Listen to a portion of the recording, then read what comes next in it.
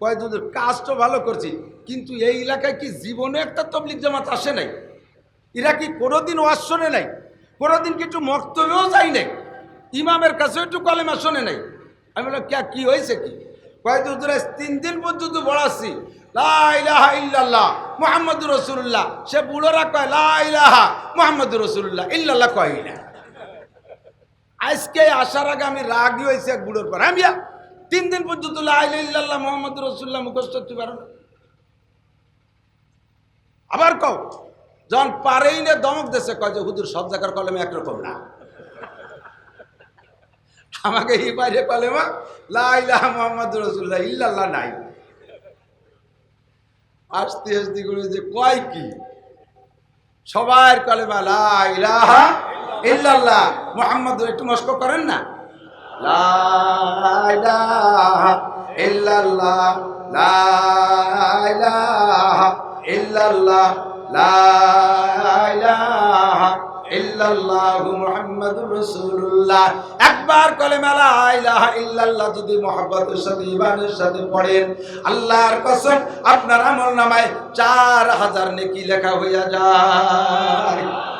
আল্লাহ নবী বলেন মা বাইনাস সামাওয়াতি ওয়াল আরদ, আসমান আর জমিনের মাঝখানে তামলাউ মা বাইনাস সামাওয়াতি ওয়াল আরদ, আসমান আর জমিনের মাঝখানে যত ফাঁকা জায়গা আছে আমার আপনার চক্ষু নেই, দেখি না, এই সম্পূর্ণ ফাঁকা জায়গাটা পড়নেওয়ালার জন্য নেকি দ্বারা ভরপুর হইয়া যায়।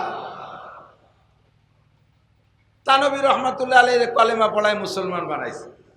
এখন আশরাফ আলী থানভী কয় বাবা আমি তো মুসলমান, এখন কি তোমাকে মসজিদে ঢুকতে পারি? হ্যাঁ পারো, এখন ঢুকতে পারো। উনি অজু কালাম বানায় ঢুকছে, যদিও এই জায়গায় বসাই ইমাম সাহেব আশরাফ আলী থানভীরে কলেমা পড়াইছে, সে আগের থেকে জানে থানভী বহুত বড় আলেম। শুধু তরফদারি করতে যাইয়া, দল জিতে যাইয়া বেরলবীদের পক্ষে কথা বলে থানভীরে কাফের কয়, মূলত জানে থানভী তার বাপের চাইতে বাপ বহুত বড় আলেম। এখন যখন কলেমা পড়ে থানভী মসজিদে ঢুকছে, ইমাম সাহেবের ট্যাঙ্ক কাঁপতেছে, পায়জামা গরম হয়ে গেছে, সামনে যাবে। আর ইমাম সাহেব কয় হুজুর নামাজ আপনিই পড়ান। কন্যা সুবহানাল্লাহ। কাফের হিসেবে মসজিদে ঢুকতে জায়গা পায় না, কৌশল করে এখন ইমামতিতে চলে গেছে। বুঝেন? নামাজ পড়াইলেন আশরাফ আলী থানভী, সালাম ফিরানোর পরে বলতেছে বাপ আমিও মুসলমান আপনারাও মুসলমান, নামাজের পরে কি অল্প একটু টাইম বসা যাবে? আমরা মুসলমান হিসেবে একটু ধর্মীয় আলোচনা করি শুনি। হ্যাঁ সবাই যখন মুসলমান তো এক জায়গায় বসবো তো অসুবিধে কি? থানভী রহমাতুল্লাহ আলাইহি হাকিমুল উম্মাত, আল্লাহ তাআলা তার হিকমতে ভরে দিয়েছে। এবার বসছে মাগরিব বাদ বয়ান করতে। মসজিদের 30 জন মুসল্লি 10 মিনিট বয়ান করবে বলে বৈশা 1 ঘন্টা বয়ান করছে। বয়ানের শেষে এই 30 জন বেরেলবি কাঁদতে কাঁদতে পাগল হইয়া থানভীর পা ধরে মাপ চাইয়া থানভীর কাছে নতুন করে কলেমা পড়ে তওবা করে মুসলমান হয়েছে। উদুইলা সাবিল রাব্বিকা বিল হিকমা। মহিলারা চুলায় রান্না করে, মহিলারা চুলায় রান্না করে। তো অভিজ্ঞ যারা তাদের একটা হিসাব আছে, আর নতুন মহিলা অনভিজ্ঞ, তার জানা নাই তরকারি রান্না প্রায় শেষ, লাকড়ি একটু কম পড়ে গেছে, 6 হাত বাঁশ একখান মোহন দিয়ে ঢুইতেছে।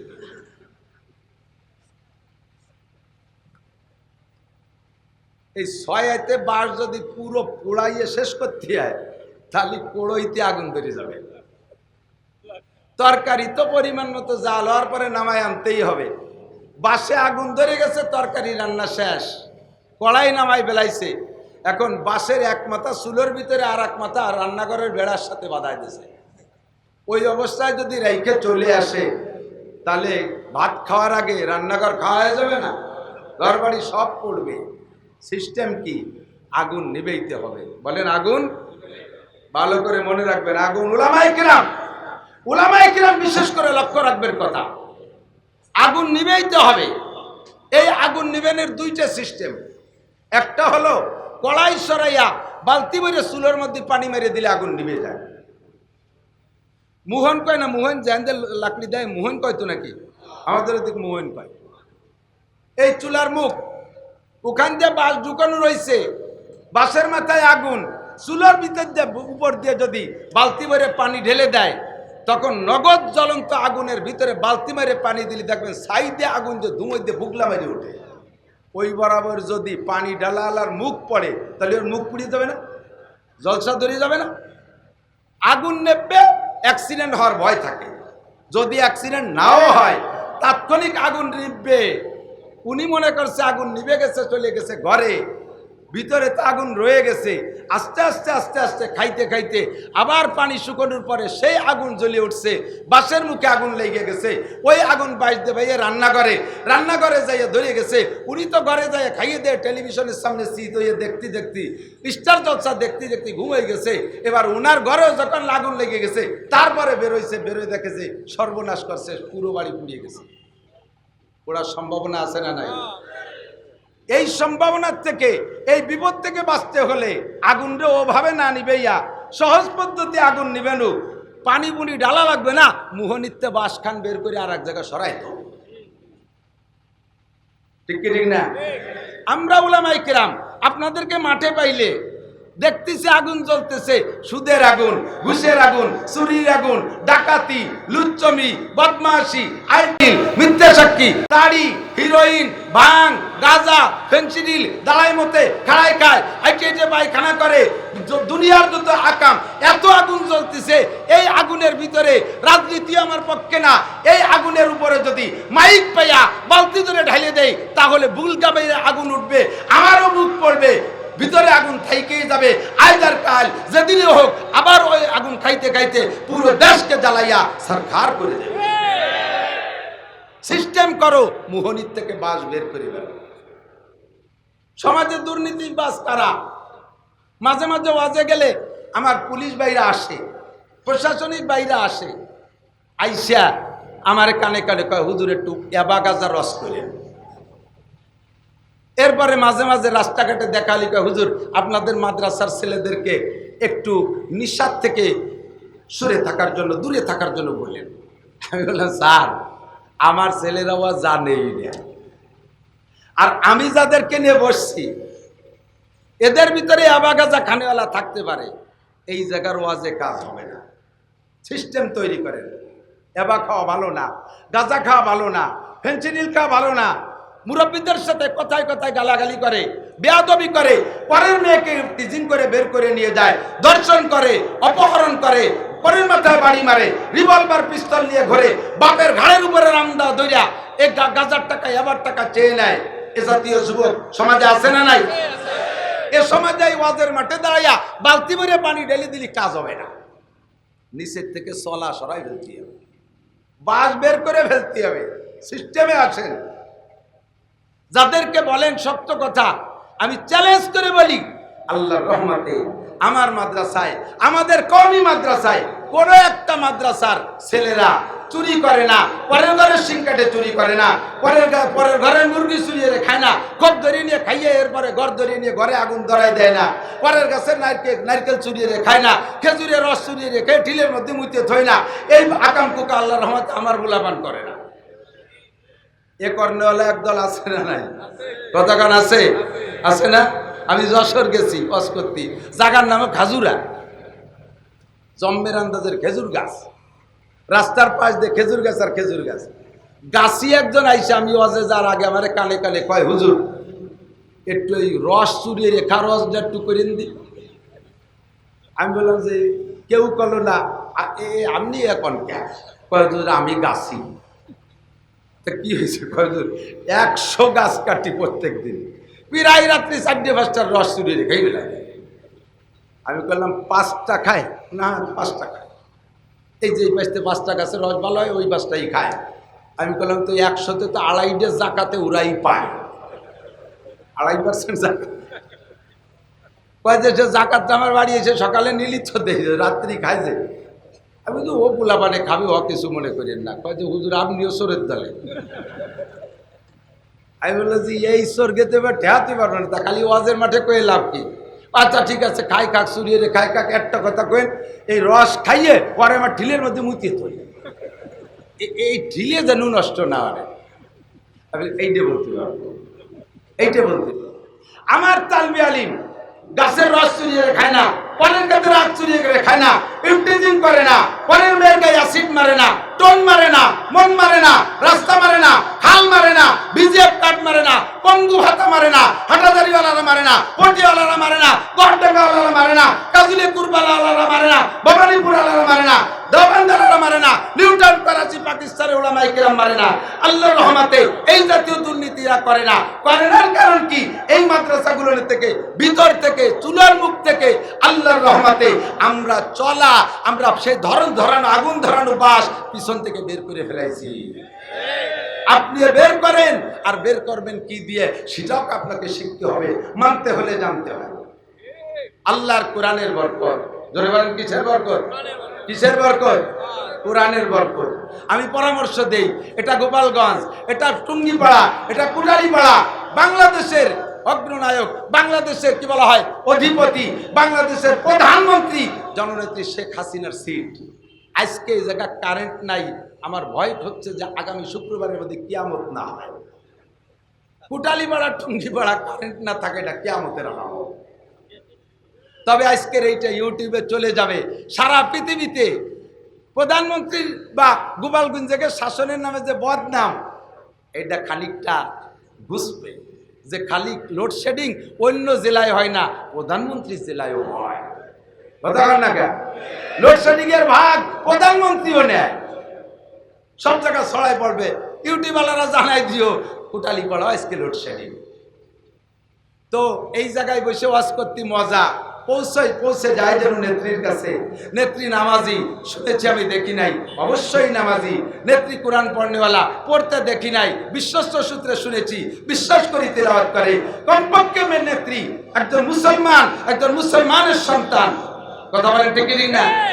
তার জেলায়, তার থানায় হাজার হাজার উলামায়ে কেরাম, এমনকি গোপালগঞ্জ জেলায় এর নামও গোপালগঞ্জ, মানে গোপালের আড্ডা।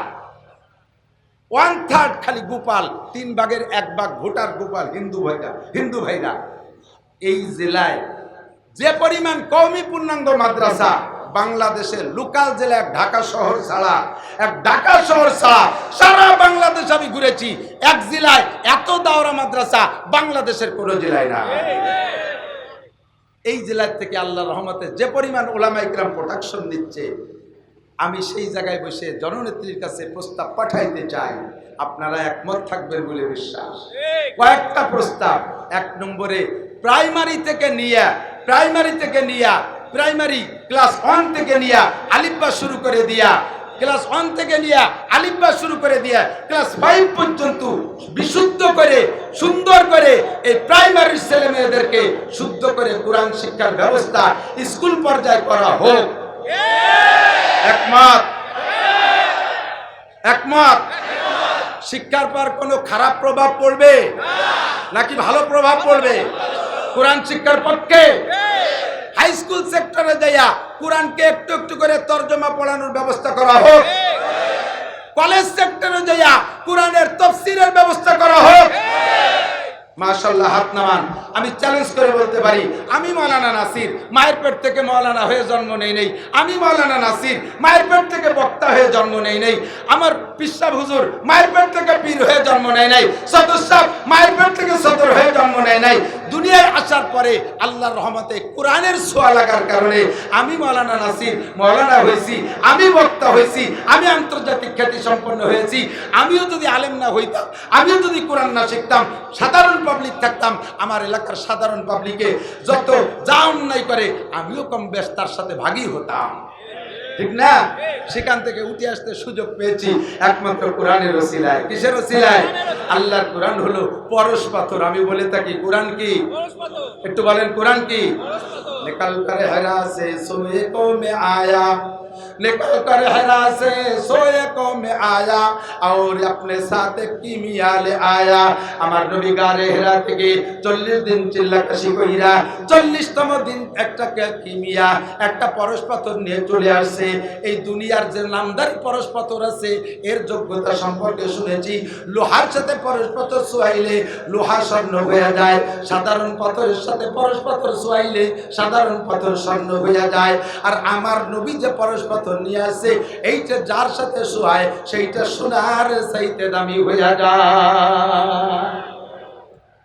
মদখোর যুবক দিনদার হয়, গাঁজাখোর যুবক দিনদার হয়, চোর যুবক দিনদার হয়, ডাকাত যুবক দিনদার হয়, সন্ত্রাসরা দিনদার হয়, লুচ্চরা দিনদার হয়, আল্লাহ ভালো হয়ে যায়। আমি আজ থেকে 7-8 বছর আগে একবার গিয়েছিলাম চাঁদপুর, আর জায়গার বিস্তারিত লোকেশন বলবো না।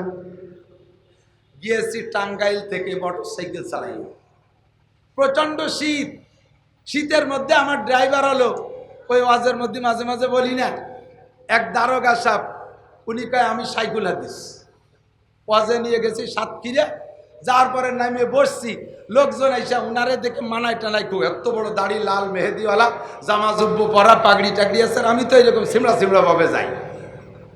আমি যে কোনায় গাতি মেরে বসে রয়েছি, সবাই মনে করছে দারোগা সাহেবই প্রধান বক্তা।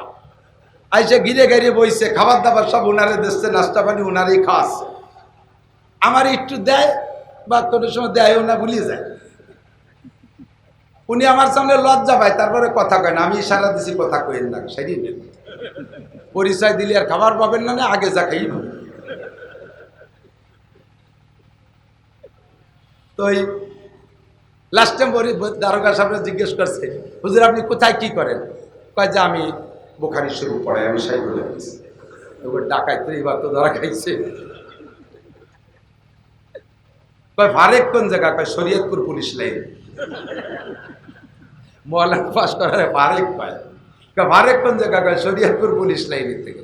তখন ওরা বোঝে নাই, মনে হচ্ছে পুলিশ লাইনের পাশে মাদ্রাসা আছে, সেই জায়গায় মানে ওই জায়গাতে রিটায়ার্ড করছে, তাই পুলিশ লাইন থেকে ফারেক। পরে কইতেছে হুজুর তো বুখারী শরীফ কোথায় পড়েন? আমার বউরে বাংলা বুখারী শরীফ পড়ায়। যে বুখারী পড়ায় তারে সাইকুল হাদিস পায়। উনি বুখারী পড়ায়, তা কারে পড়ায়? আমার বউরে নিয়ে বাংলা বুখারী শরীফ পড়াপড়ি করি। এমন ভেঙে গেছে। এই দারোগা সাহেব আমার টাঙ্গাইলিতে মোটরসাইকেল চালিয়ে চাঁদপুর নেছে, ধুমসা কুয়াশা, দিকটি গাড়াই বেলাইছি। চাঁদপুর ব্রিজ পার হইয়া, মেঘনা ব্রিজ পার হইয়া যাইয়া জোহরের নামাজ পড়তে ঢুকছি মসজিদে।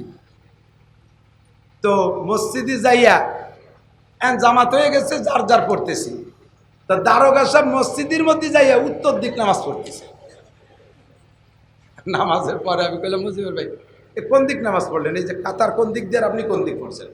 কথা আমি পশ্চিম দিক পড়ছি। মসজিদের কাতার ভুল দিয়েছে,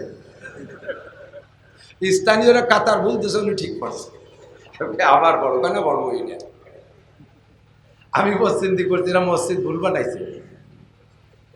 যাইয়া মাহফিলের পরে মোটরসাইকেল চালাই গেছি। আসার সময় সাহস পাচ্ছি না, এত শীত। ওই মোটরসাইকেল সহ লঞ্চে উঠে দিছি, লঞ্চে আসবো ঢাকা। একটা যুবক আগাই দিল, মাথায় আমার হেলমেট ছিল না, একটা হেলমেটও সে দিয়ে দিল। ওই যুবক বলতেছে, হুজুর আগে আমি এই এলাকার ছেলে, এত বড় দস্যু ছিলাম, মুরব্বীরা দেখলে আমারে দেখে ভয়তে পালাইতো। আমি যদি ইচ্ছা করতাম, কেউ যদি বলতাম আজকে তোর ঘরে থাকবো, তাহলে তার ঘরে ঢোকার উপায় ছিল না, তার বউ আমাকে দিয়ে দেয়া লাগতো। কোন মহিলাকে যদি বলতাম আজকে তোমার ঘরে আমি রাত কাটাবো, দরজা খোলা রেখো, তোমার স্বামীর অন্য ঘরে থাকতে বলো, তাহলে তাই, না হলে তার উপায় ছিল না। ইত্যাদি ইত্যাদি নোংরামির শেষ ছিল আমার হাতে। যত প্রকার নোংরামি আছে সব করেছি, অন্যায় ছিল সব। একদিন এই রাজনৈতিক পেশাপেচিতে থানার সামনে রামদাউদে একটারে একে কবে 2 ভাগ করে দিয়ে দৌড়াই নিজে যাইয়া থানায় রামদাটা ওসির সামনে জমা দিয়ে বললাম, ওই ডেরে আমি 2 ভাগ করে ফেলাইছি, এই যে রামদাও থাকলো, আসি, আসসালাম আলাইকুম। বাদীও আমি, আসামিও আমি হইতেছে। দৌড়ে চলে আসলাম, রানিং গাড়িতে উঠে গেলাম, চলে আসলাম কাকড়াইল। কাকড়াইল আইসা হযরত মাওলানা জুবায়ের সাহেব দামাত বরকাতুহু আলিয়ার হাতে হাত দিয়ে আমি বিস্তারিত শুনাইলাম। বললাম হযরত আমি আসামি, আমি বাদী, হত্যা করে নিজে হাতে মামলা দিয়ে চলে আসছি, আমার উপায় নাই, আমার ধরা পড়লে ফাঁসি হবেই, মরণের আগে একটু আল্লাহর রাস্তায় সময় লাগাইতে চাই, আমি 3 চিল্লার নিয়ত করি, এর মধ্যে ধরা পড়লে যখন বিচার হবে আমারে 3 চিল্লার একটা জামাতের সাথে পাঠিয়ে দেন। হযরত আমাকে বাছাই ফুটাই করে অত্যন্ত সুন্দর আলেমদের একটা জামাতের সাথে আমারে পাঠিয়ে দিলেন। চলে গেলাম 3 চিল্লায়, প্রতিদিন অপেক্ষা করি হয়তো বা এই মসজিদে অ্যাটাক করবে পুলিশে, নতুবা ওই মসজিদে করবে, এমন করে প্রতিটা রাত আর প্রতিটা দিন আমার অপেক্ষায় চলতে তালে আছে। আল্লাহর রহমতে 3 চিল্লার শেষ পর্যন্ত একটা মসজিদে আমার সামনে পুলিশ আসে নাই, চলে আসছে আবার কাকড়াইল, নির্ভয়ে চলে আসছি বাড়ি আইসা ব্যাটিং চারাইকা থানার সামনে দিয়ে ঘুরি, পুলিশটা আমারে সালাম দেয়, কোনো কথা কয় না। আমি বুঝতে পারলাম না ব্যাপার কি, ওই পর্যন্ত মামলা শেষ, কি কারণে শেষ তা আমি শুনতে চাই না। আমার আল্লাহর প্রতি বিশ্বাস হয়ে গেছে, মান কানা লিল্লাহি কানা আল্লাহু লাহু, যে আল্লাহর হয় আল্লাহ তার হইয়া যায়। কথা বলেন ঠিক না? আমি তওবা করেছি, জীবনের তরে তওবা করেছি চরম ভাবে। আমি তাবলীগের 3 চিল্লায় আল্লাহর কাছে সারেন্ডার করেছি, কান্নাকাটি করেছি, মালিক আমারে মাফ করে দিয়েছে। থানার ওসি সাহেব মামলার রিপোর্ট দিয়ে দিয়েছে, এইটা পাগল যদি না হবে তাহলে সে নিজের নামে নিজে এভাবে হত্যা করে মামলা দিতে পারে না, আর পাগলের কোনো বিচার হয় না। কথা বলেন ঠিক না? তাই আমারে হয়তো মাফ করে দিয়েছে। আমি সেই থেকে জীবনের স্টার্টিং ঘুরে বেলাইছি, উলামায়ে কেরামের সোহবতে থাকি। আগে যারা আমার ভয়তে এড়ায় যাইতো তারা এসে সালাম দিয়ে জড়িয়ে ধরে। সকল প্রকার দুর্নীতির মোকাবেলা আমি করি, আর কোনো দুর্নীতি আমি করি না। আমার বিশ্বাস আল্লাহর দ্বীনের সাথে যেই ছোঁয়া লাগায় আল্লাহর রহমতে তাকেই আল্লাহ পরিবর্তন ঘটাইয়া দেয়। ও যুবক সমাজে যদি তুমি সম্মানী হতে চাও, যদি তুমি দামি হতে চাও, যদি তুমি ভালো হতে চাও, যদি তুমি আদরের পাত্র হইতে চাও, তাহলে দুর্নীতি থেকে ফিরে আসো। আমি ঢুকি গাড়ি নিয়ে, এখান থেকে ঢুকছি বাজার, তো রাস্তা ভরে বাজার ঢুকছি, বহু ছেলেদের সাথে আমার সাক্ষাৎ হয়েছে। আমি জানলা খুলে রাখছি, গরমের সময় এসির বাতাস আমার কষ্ট হয়, জানলা খোলা। দেখছে অনেক যুবকে, আমাকে দেখে কত রঙের যে আমার রিসিভ করছে তা কয়ে সাথে পারবো না। কেউ কেউ সালাম দেখায়, ও হুজুর আইসো, বাস করবা, আজকে জাড়িয়ে দিও হুজুর, আমার শিয়ে যায়। আবার কেউ কয়, আসসালামু আলাইকুম হুজুর, আসছেন, দাঁড়িয়ে আছি, অপেক্ষা করতেছি, যান হুজুর আসতেছি। হুজুর আমি কিন্তু একটু মুসাফা করবো, আমার একটু সুযোগ দেবেন, আমি আপনার দারুণ ফ্যান। এইটা ফ্যান আর ওইটা ভাত নাকি খুদ, ওটা কুড়ো বাণী। তোর ভাষায় বুঝতে পারছি, আদর্শ পাইস নাই, শিক্ষা পাইস নাই, ভালো মায়ের সন্তান না, ভালো বাপের সন্তান না, ভালো জাতের সন্তান না। তুই যদি ভালো মায়ের আদর্শ মায়ের সন্তান হইতি তাহলে মা তোকে ভালো শিক্ষা দিত, উলামায়ে কেরামের সাথে কিভাবে কথা বলতে হবে তা তোরে প্রশিক্ষণ দিত। কথা বলেন ঠিক না?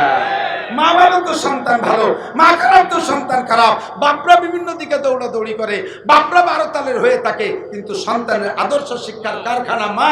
মা হলেন প্রথম প্রাইমারি, মা হলো মাস্টার, মা হলেন উস্তাদ, মা হলেন হুজুর। মায়ের কাছ থেকে সন্তান আদর্শ শিক্ষা পায়। ইসমাইল আলাইহিস সালাতু ওয়াস সালামকে ইব্রাহিম আলাইহিস সালাম জঙ্গলে দিয়েছে, বনবাসে দিয়েছে। জঙ্গল না থাকলেও বনবাসী বলে থাকে। 3 মাস বয়স, কয় মাস? ইসমাইল আলাইহিস সালামের বয়স তখন কয় মাস? 3 মাস। সে বাচ্চা, আর মা হাজেরা আলাইহিস সালামকে দিয়া সেই বাইতুল মুকাদ্দাস থেকে আস্তে আস্তে আস্তে আস্তে আস্তে কাবার ওখানে কোনো ঘর নাই, বাড়ি নাই, গাছপালা কিচ্ছু নাই, শুধু পাহাড় আর পাহাড়। আর কাবা ঘরটা নিচু জায়গায়। হাজী সাহেব যারা গেছেন তারা আন্দাজ করছেন কিনা জানি না, কাবার চত্বরের যে সমতল, ওই সমতলের থেকে মসজিদের মধ্যে ঢুকে যাইয়া কাবাঘরের কাছে যাইতে ধাপে ধাপে সিঁড়িতে নিচেই নামা লাগে। কাবাঘরটা বিশাল একটা পুকুরের নিচে তলদেশে সেটিং ছিল, এখন আস্তে আস্তে উঁচু করতে করতে বেশ খানিক উঁচু করে ফেলেছে। ওই জায়গায় রাইকা ইব্রাহিম আলাইহিস সালাম চলে গেছে। একটানা 13 বছরের ভিতরে মোবাইল নাই, চিঠি লেখে নাই, ফোন করে নাই, আইসে দেখে নাই। 13 বছর পরে ইব্রাহিম আলাইহিস সালামকে আল্লাহ তাআলা পাঠাইছেন ইসমাইলকে জবাই করার জন্য।